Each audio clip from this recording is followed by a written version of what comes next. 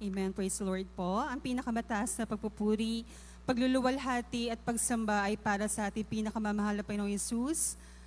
Dobleng paggalang, pagrespeto at patuloy na pag-alaala sa mga ginitoang aral at turo ng ating beloved and honorable Pastor Wildy Estrada Almeda at ng ating beloved honorable Assistant Pastor Lindsay Almeda, beloved Mama Dear. And greetings also to all the beloved Almeda family po, sa lahat po ng beloved preachers, beloved workers, at sa inyo po mga beloved brethren. Salamat sa mahal na Panginoong Yesus po na pinagkalooban niya po ako ng gintong panahon na ito upang pasalamatan muli ang mahal na Panginoon sa kanyang kabutihan po sa aming buhay. Back in 1991 po, nang makakilala po sa mahal na Panginoon ang aking mahal na ina, mga minamahal. Siya po ay may karamdaman na waiter na tinataglay niya po sa mahabang panahon na siya ay nabubuhay. Noong mga panahon na yun, mga minamahal na nagpapahirap sa kanya. Noong mga panahon na yun, ang aking mahal na ina po ay sumasamba din sa mahal na Panginoong Yesus sa pamamagitan ng iba pong iglesia. Nung siya po ay mapadpad sa Manila, ang sabi niya, mahal na Panginoon, gusto kong makakita ng banal na gawain na mararamdaman ko yung presensya mo, mararamdaman ko na buhay ka at kumikilos ka sa banal na gawain. Isang araw, mga minamahal, habang, kasi aking mahal na ina, kami ay, nung panahon na yon, mga vendors kami, mga fresh vendors kami sa palengke, mga minamahal. So may isang kapatiran po na ginamit ng mahal na Panginoong Yesus na makapagbigay ng leaflet sa aking mahal na ina. Nung mabasa na aking mahal na ina, nakita niya na sabi doon, Jesus saves, Jesus heals. Yung aking mahal na ina po ay may karamdaman nga po nag-waiter na nagpapahirap po sa kanya. At nung panahon na yon, mga minamahal, sinabihan siya ng doktor na hindi na siya pwedeng manganak dahil yun nga po siya may karamdaman na gano'n at mahihirapan talaga siya magbuntis. Sabi niya, mahal na Panginoon, gusto kong dumalo sa gawain na to kasi nung pagbasa niya ng ating leaflet, naramdaman niya kaagad yung kakaiba, mga minamahal. Nung siya ay dumalo sa Amoranto, back in 1991, pagpasok niya sa ating banal na gawain, parang lumulutang daw po siya, mga minamahal. Yung parang siya ay kinicarry sa hangin. Parang ganun yung pakiramdam niya. Tapos pagtingin niya, ang ating mga beloved choir members, nakangiti sa kanya. Sabi niya, kakaiba yung gawain na ito. Nung siya ay nagpabautismo at nagtatagal na dumadalo sa ating banal na gawain, sabi niya, mahal na Panginoong Yesus, gusto ko magkaroon ng supling. Kasi noong mga time na yun, mga minamahal, kami ay dalawang magkapatid na lang, mga minamahal. Sabi niya gusto niya magkaroon ng supling para meron din siyang kahit papaano ay ligaya sa aming tahanan. Pero yun nga po ay imposible kasi siya nga po ay may karamdaman na sinabi ng doktor na hindi ka na pwedeng magbuntis. Kung hindi mamamatay ka. Yun ang sabi sa kanya. Pero humingi siya sa mahal na Panginoon ang kahabagan ng mahal na Panginoong Yesus, patunay na pinagaling na siya ng ating mahal na Panginoong Yesus. Nagkaroon pa ng mga supling ang aking mahal na ina. Nagkaroon pa ng 2 supling kasunod, mga minamahal yung time na yon. Kaya unti-unti, gradually, pinagaling ng mahal na Panginoong Yesus ng kanyang karamdamang waiter. Amen. At nagpatuloy po siya sa paglilingkod sa mahal na Panginoon sa pamamagitan ng ating banal na gawain. Ngunit ang aking mahal na ina, ay mahal na ama, ay naging persecutor niya. Kasi aking mahal na ama, simula pagkabata hanggang siya ay tumanda, siya po ay sumasamba sa malaking reliyon. So sabi niya, nung aking mahal na ina ay na-save sa banal na gawain, sabi niya, bakit ganyan? Bakit maghapon ng pananambahan niyo? Tapos ang isang bagay na ikinagalit ng aking mahal na ama, kasi nung ako nang maligtas sa aking mahal na ina, kainitan sa mahal na Panginoon, lahat ng mga ribulto ng aking mahal na ama na iniingat-ingatan niya, ginawa na aking mahal na ina ay tapakan namin dahil maputik yung aming tahanan, ginawa niyang tapakan. So nagalit ang aking mahal na ina, ang aking mahal na ama sa aking mahal na ina. Sabi niya, huwag ka na magsasamba sa gawain na yan. So dahil sa kabataan namin, mga minamahal, kami ay mga 6 taon, 7 taong gulang nung panahon na yon. Ang aking mahal na ina, walang magawa kasi yung aming mga damit, tinatago na aking mahal na ama. Tinatapon sa labas, talagang ayaw kami pasambahin, mga minamahal. Pero dumating ang pagkatawag ng mahal na Panginoon sa aking mahal na ama. Sa tigas ng puso ng aking mahal na Ama, hindi namin sukat akalain na tatawagin siya ng ating mahal na Panginoong Hesus. Pero prayer ng aming mahal na ina na madala siya sa harapan ng mahal na Panginoong Hesus. Alam niyo mga minamahal, isang araw, yung aking mahal na kapatid na bagong panganak, nagkaroon siya ng karamdaman na kung tawagin ay skin disease siya, mga minamahal. I don't know kung anong dialect siya, pero ang tawag sa kanya ay hibas. Yung kanyang liig, dahil sa sobrang taba niya, nagkaroon na ng mga pasintabi po sa mga kumakain. Nagkaroon na po ng nana at lumalim na po siya, mga minamahal. Dahil baby yon, iyak na iyak. Ilang araw na iyak siya. So, ang ginawa ng aking mahal na ama, dinala sa mga gagamot, dinala sa mga specialistang dermatologist, kasi nga po, ang karamdaman ng aking mahal na kapatid ay patungkol sa balat. So akala niya, simple-simple lang. So binigyan naman po siya ng ointment, pero wala nangyayari sa lalong lumalala yung sugat ng aking mahal na kapatid. Isang araw, mga minamahal, isang gabi, habang natutulog ang aking mahal na ina, yung aking palang mahal na ama, dahil nga sinesyaran siya ng aking mahal na ina, sinasabi ng aking mahal na ina, alam mo sa gawain ng Jesus Miracle Crusade, may kagalingan, may pagpapala, kumikilos ang mahal na Panginoon Jesus dahil kainitan ng aking mahal na ina. Alam niyo mga minamahal, nung time na yon, madaling araw ang sabi ng aking mahal na ama, ba't hindi natin subukan dun sa dinadaluhan mo, sabi mo, totoo na nagpapagaling, baka gumaling yung anak natin. So mga minamahal, kami ay pumunta kinabukasan, maagang-maaga sa ating pastoral house sa Sabarte. Tapos doon mga minamahal ang aking mahal na ama, dahil aking mahal na ama nga ay sarado, kandado sa malaking reliyon. Hindi ko nakita na umiyak ang aking mahal na ama, namatay ang aking kapatid, namatay ang kanyang mga magulang, aking mga lolo't lola. Pero aking mahal na ama, napakatigas talaga ng puso, mga minamahal. Pero nung time na yon, nung siya ay pinagsisi at pinag-pray ng ating preacher, beloved preacher sa pastoral house, pinatanggap siya, mga minamahal. Parang bata yung aking mahal na ama, hagulgul siya ng iyak, grabe iyak niya. Grabe yung pagsisisi niya sa mahal na Panginoong Hesus. Tapos sabi sa kanya, Brad, kasi ngayon ay Thursday, bukas ay Friday, so meron tayong overnight prayer. Dumalo ka sa Marikina, that was 1994. Sabi, dumalo ka sa Marikina, magpabautismo ka. At gagaling ang anak mo. So hindi pa gumaling ang aking mahal na kapatid, mga minamahal. Nung siya ay umuwi, kinabukasan, nagsamba siya, overnight prayer.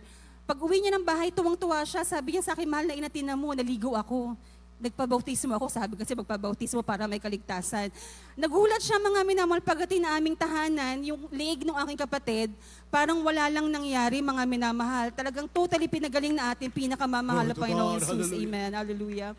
At yung mauna ng mga panahon, naging mainit din na naglingkod sa mahal na Panginoon na aking mahal na ama.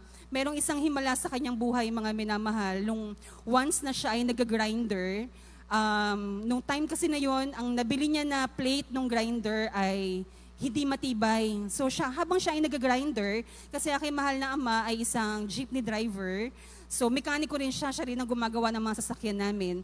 So ginagawa niya yung piece ng metal. So nag-grinder siya, hindi niya naman sukat akalain, mga minamahal, na break yung plate. So nag-break yung plate, mga minamahal. Imagine the force nung grinder habang nag-grind siya, todo-todo yung force noon. Nag-break yung plate, yung piece ng plate na yon, mga minamahal, tumama sa dibdib ng aking mahal na ama. Pagtapos tumama sa dibdib, mga minamahal, tumama sa aming kisame. Pagtama sa aming kisame, mga minamahal, hindi mo na madukot yung plate. Kasi grabe yung pagkabaon niya. Tapos kinabahan kami, mga minamahal, kasi imagine, tao to, di ba, may skin, so may malambot, mas malambot pa dun sa kisame. Pero ang himala ng mahal na Panginoong Hesus, yung dibdib na aking mahal na ama, ginawang bakal ng mahal na Panginoon. Kasi walang kahit na sugat yung dibdib niya. Grabe yung himala ng mahal na Panginoon sa kanya. At one time din, mga minamahal, habang siya ay naggagawa nga ng kanyang sasakyan, nakasuot siya sa ilalim, siya ay gumagawa along the street, along the road. Nakalabas yung kanyang paa. So hindi naman namin nakalain, kasi wala naman sumama sa aming magkakapatid sa kanya habang siya ay gumagawa. Hindi namin nakalain na may dadaan ng mga sasakyan. So yung paa ng aking mahal na ama ay nakalabas, 2 paa, mga minamahal. Alam niyo, mga minamahal, dumaan yung sasakyan. Nagulat yung aking mahal na ama. Akala niya may kariton na dumaan sa kanyang paa. Tapos lumabas siya, sabi niya, bakit naman dinaanan yung paa ko? Pagtingin niya mga minamahal, yung pala ay kotse. Imagine mga minamahal, lahat ng gulong ng kotse dumaan sa aking mahal na Ama. Pero tumayo lang ang aking mahal na Ama at wala nagpagpag lang siya at walang nangyari. Grabe pag-iingat at himala ng ating mahal na Panginoong Jesus. Amen, hallelujah. At sa inyong abang lingkod naman, way back 1997, mga minamahal, nagkaroon ako ng karamdaman. Karamdaman na hindi ko alam kasi hindi naman kami nagpa-doktor. Sa kainitan sa mahal na Panginoong Jesus, nagkaroon po ako ng, nag-ihi ako or nag-urine ako ng pure na blood, mga minamahal. Tapos yung aking katawan ay, dahil nung araw na yung mga payat tayo, mga payat kami, trumipli pa mga minamahal para akong parang overweight na bata ako, mga minamahal, nung time na yun. Tapos, sabi na aking mahal na ina, magsisi ka anak, anong kasalanan mo? Pagagalingin ka ng ating mahal na Panginoong Jesus. Nag-agaw buhay ako, mga minamahal. Naghihiwalay ang taon, 1997 to 1998, naghihiwalay ang taon, nag-aagaw buhay ang inyong abang lingkod. Grabe ang aking lagnat. Tapos kapag gumagalaw ang sasakyan or nakasakay ako, ang feeling ko may malalaglag yung buong tiyan ko, mga minamahal. Pero sabi na aking mahal na Ama, huwag magpa-doktor, dali niyan sa pastoral. So tumakbo kami sa pastoral house, mga minamahal, naghihiwalay ang taon, papunta kami ng pastoral house. Pagdating namin sa pastoral house, mga minamahal, pinag-pray ako, pinagsisi ako sa aking mga kasalanan, at pinag-pray ako na ating beloved preacher sa ating pastoral house. Alam niyo mga minamahal, pag-lay hands pa lang sa akin, nawala na kaagad yung lagnat ko, at grabe yung pawis ko. 3 araw lang mga minamahal, bumalik na yung normal kong katawan. Amen. Praise the Lord. Walang gamot, walang doktor. Pagpapala at himala ng ating pinakamamahal na Panginoong Jesus. Amen. Hallelujah. At salamat din sa ating pinakamamahal na Panginoong Jesus sa mga pagpapala naman po. Just recently po, pinagpala kami ng mahal na Panginoong Jesus ng aming pang-apat na car. Brando, hindi ko sukat akalain din na pagpapalain kami ng mahal na Panginoong Jesus.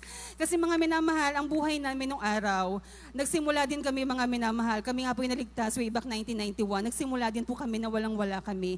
Sinubo kami natin pinakamamahal na Panginoong Jesus. May mga times sa buhay namin, mga minamahal, na nilalak ng aking mahal na Ama yung aming pintuan. Forced fasting talaga kami kasi wala kami makain.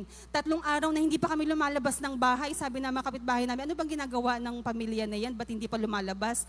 Wala kaming kain-kain, mga minamahal, pero hindi umasa sa tao ang aking mahal na Ama, aking mahal na Ina.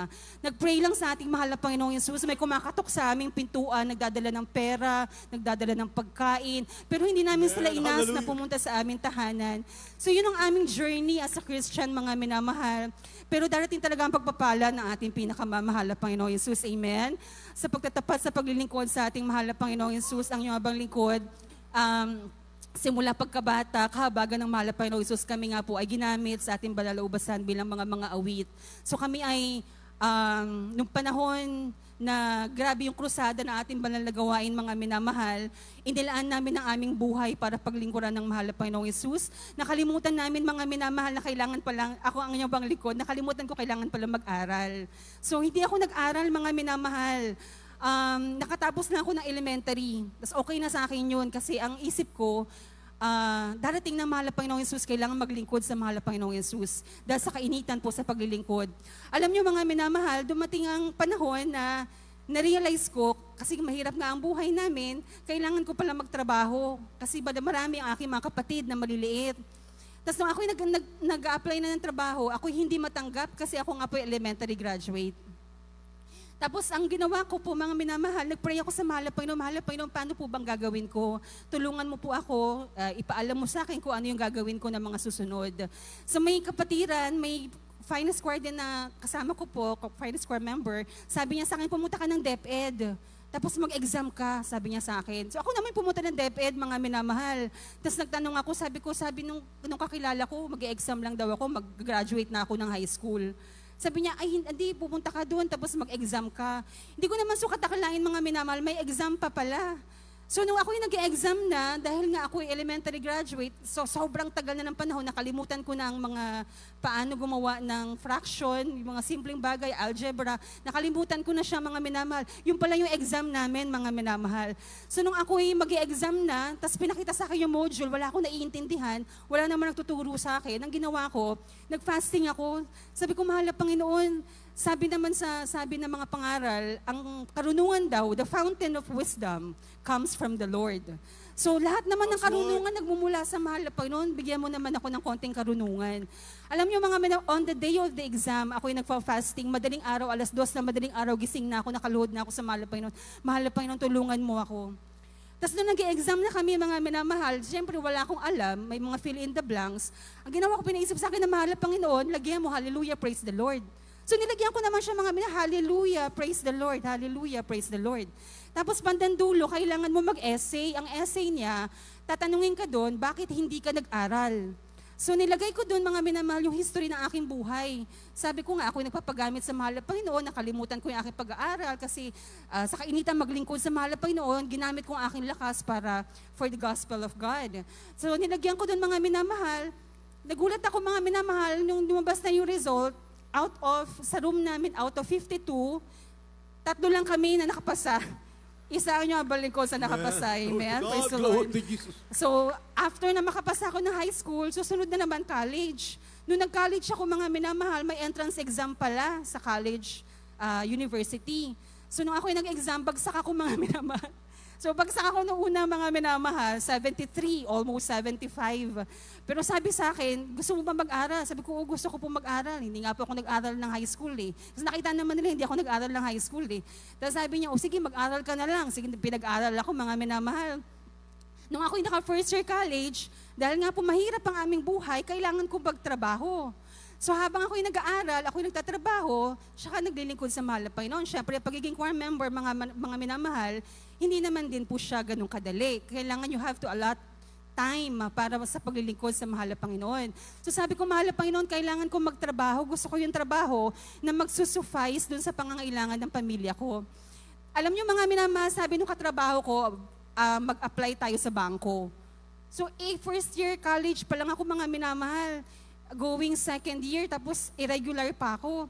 Sabi ko, paano ko matanggap sa bangko? International Bank, mga minamahal, one of the big banks in America, yung pinag-applyan namin, mga minamahal. Pero malakas yung loob ko, mga minamahal. Hindi ko rin alam ba't malakas ang loob ko noong time na yun.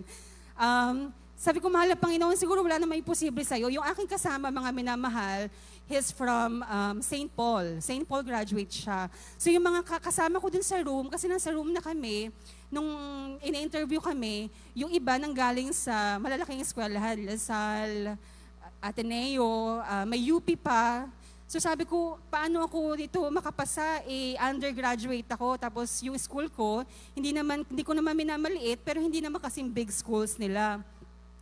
So nung kami ni-interview na, sabi nung operations manager sa akin, sabi niya, ano bang alam mo? Sabi ko, wala nga po akong alam eh. Sabi ko gano'n sa kanya, pero trainable po ako. So I'm willing to be trained. So kahit ano ipagawa niyo po sa akin, kaya ko naman sigurong pag-aralan sa tulong ng mahal na Panginoong Yesus. Tapos sabi niya, nag-iisip ako kung i-hire kita. Tapos nung natapos na yung aming interview, mga minamahal, hindi ko na siya inisip na ako'y matatanggap. So nung yung kaibigan ko, nag-graduate from St. Paul, sabi niya sa akin, Vine, hindi ako nakatanggap ng email. Nagulat ako mga minamahal, in-email ako, natanggap pala ako sa bangko. That's my first experience, mga minamahal. My first corporate job at International Bank pa yung aking napasukan.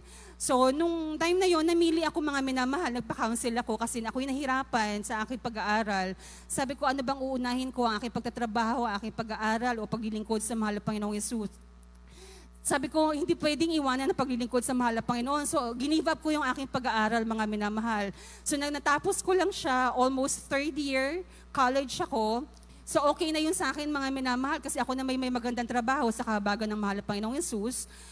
Ako ay nag-venture, kasi ang inyong abang lingkod, mga minamahal, IT ako. So, nag-venture ako into my own, sa course ko, mga minamahal na IT. Pero nag-apply din ako into local bank naman, mga minamahal, but IT na ako. So, nung time na yon, akala ko madali lang, mga minamahal, mahirap pala pagka information technology. Kailangan nire-refresh mo din yung isip mo, mga minamahal. So, bawal daw sa bangko ang himala ng mahal na Panginoon, kasi sa bangko, lalo na kapag local bank, mga minamahal, bawal ang hindi ka graduate kasi yun ay parte ng polisiya ng BSP, ng Bangko Sentral ng Pilipinas. You have to be a graduate to be able to be an employee of a local bank. So mga minamahal, nag-apply ako mga minamahal as a consultant ng bangko mga min. Hindi ko katakalain na ako ay matatanggap. So ako ay naging consultant ng bangko. I was an IT consultant for BDO Unibank. So as time goes by, sabi sa akin, uy, magaling pala to, sabi sa akin, sa kahabagan ng malapay ng Jesus. So ako inabsorb ng bangko, mga minamahal. Nung inabsorb ako ng bangko, nalaman nila na ako pala undergraduate. So sabi niya, undergraduate ka pala, paano ka nakapasok ng bangko? Tapos, mga minamahal, sabi niya, pagka ito'y inapprove ng CIO, di makakapasok ka ng bangko. Pag hindi, edi hindi. Sabi ko naman, nasa kamay ng mahal na Panginoong Yesus yun. Kung kalooban ng mahal na Panginoon, yun ang matutupad. Alam niyo mga minamahal, nung pinasa yung aking papel sa CIO, isang pirma lang. Dumating sa akin, ako'y empleyado na ng bangko. Amen? Praise the Lord. Grabing himala ng mahal na Panginoong Yesus, lahat ng mga pagpapala, lahat ng mga biyaya, lahat ng mga pagpapagaling, pag-iingat, lahat ng mga pagpapalang meron kami sa kahabagan ng malapay ng Jesus sa mga turo at aral ng ating mga beloved parents in the Lord na kami nakatayo pa simula nung kami mga bata hanggang sa mga oras na ito. Grabing biyaya, hindi ko sukat akalain na ganun magpala ang ating pinakamamahal na Panginoong Jesus. Amen? Kaya ang pinakamataas na papuri, pasasalamat, pagluluwalhati ay tanging sa ating pinakamamahal na Panginoong Jesus po lamang. Amen. Praise the Lord. At yung pasalamatan